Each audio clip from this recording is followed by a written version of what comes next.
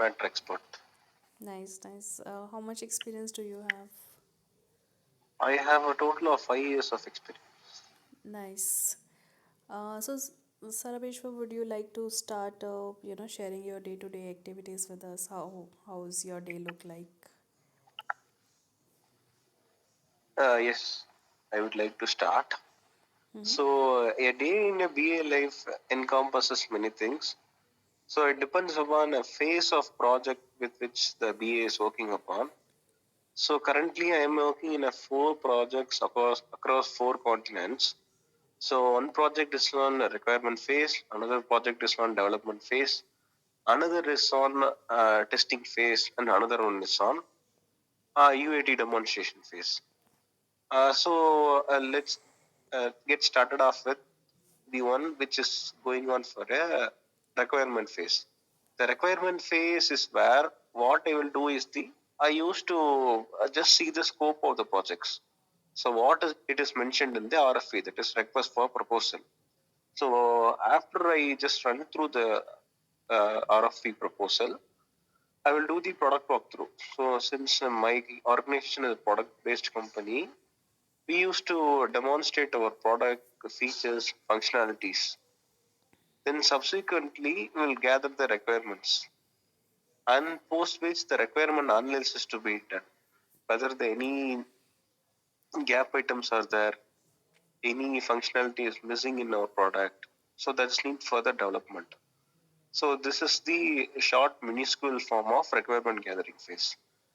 Subsequent to which the documentation, which is a very paramount important stage for a BAs. So where the things will be documented, be it in any form, be it BRD, FRD use cases, user stories, UML, so specific to the requirement, specific to the technology, or specific to the functionality. So post which it will be shared with the client to obtain a sign off. And during that phase, from requirement gathering until the requirement sign off, so it will take ample of time because we are giving the product walkthrough. Customer will take some time to understand our product. They have to illusion in such a way that we have to make an impression that our product will be working like this. Then upon the production of a requirement document, they will need some time to understand our document. Post which marathons of calls will be made by the client. We have to explain in detail in a comprehensive way to them how the functionality will look like and how it is going to achieve functionally, and then what are the impact analysis. If it is a impact analysis, if they didn't understand about that, we have to rehearse the same starting from again kind of scratch walkthrough. So it will take a hell lot of time from requirement gathering to sign off. So post which sprint planning. So normally in the prioritization, the requirement prioritization for release, normally in agile environment, customer need doesn't need all of them in a one go. So it's a iterative based approach. So during the requirement prioritization phase, we have to include our customer itself. So which requirement they need the release to be made at the first, or which one they need the release to be made at the last. So it encompasses around the requirement prioritization and the delivery of the sprint. So then it will go on for a week, for a month. Then sprint planning is to be finalized by the Scrum Master based on the availability of developers, testers, project manager, resources, and a developer has to produce a plan. They have to document these requirement the form of design documents. Then design workshop to be conducted. For that BA, since BA is the client interface, BA is the client interfacing person. So developing angle, from Scrum Master angle, from project management angle, we have to share our inputs to them,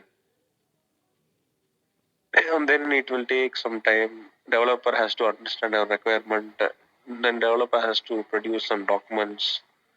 Then kicking off of the delivery will start. During delivery, the team of developers will be inquiring with BAs on a day-to-day basis. We have to clarify some doubts and scenario basis, use cases. There is a long way to go for the development. During testing phase, we have to assist the testing team in writing the test cases. Test cases should be verified by the product owners. That is actually BAs. Then from the development environment, the testing environment, the feature will be deployed. And then the UAT, then post with the UAT environment, the feature will be deployed. Then SMA will do a dry run of testing, post with the release to be made. Then while the release planning, release notes has to be proper, because BA is the whole in charge responsible for the particular release. Then release notes have to be captured. That has to be verified by the POs, like the compatibility of the system, technical feasibility, then so much and so on and so forth like that. So this is all about the requirement phase. Do you have any questions or any clarity on this? You will just let me know. No, Sarabeshwar, thank you so much for summarizing, so many BA work that we do. Any questions, anyone? Feel free to join us on stage. Yeah. Sarabeshwar, would you like to continue? Yeah, yes. Sure. Yeah, let me inculcate. So, what are the possible contradictions will arise while the documentation sign off phase? Because in while if we go through their request for proposal as a BA, we have some attention to detail in extracting the points from the RFP. Because in the RFP, verbatim will be shortened, whereas the requirement given by the client will be very enlarged. So that includes several functionalities, several workflows, several workouts to be needed. At the time of documentation, then client will ask about the feasibility of extending the requirement, which is clearly a deviation of an RFP. So scope management is very important as a BA. Getting confined to the goal rather than giving all around the future and functionality, better BA should be confined to the RFP or be confined to the scope of delivery, because we are the first BAs are the first one who will be interacting with the client first, actual users first. After sales deals gets over, pre-sales demonstration has been done. BA is the only first person who will be actually interacting with the end users. So our first impression is the best impression. So as a BA, we have to be very clear, and we have to maintain our range of boundary within theirs to conduct the smooth transition of this project.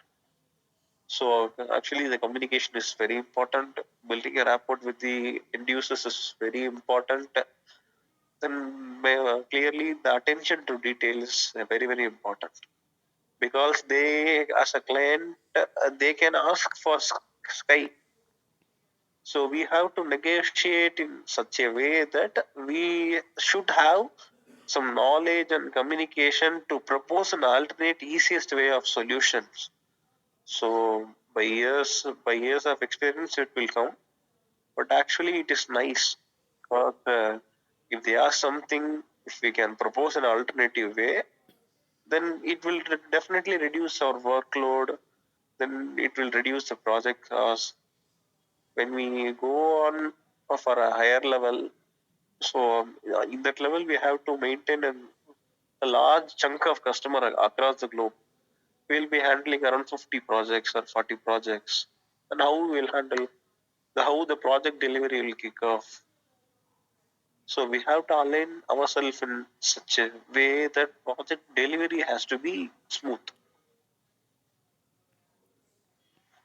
So anybody wants to add on this? Yeah, feel free to join us on stage, everyone.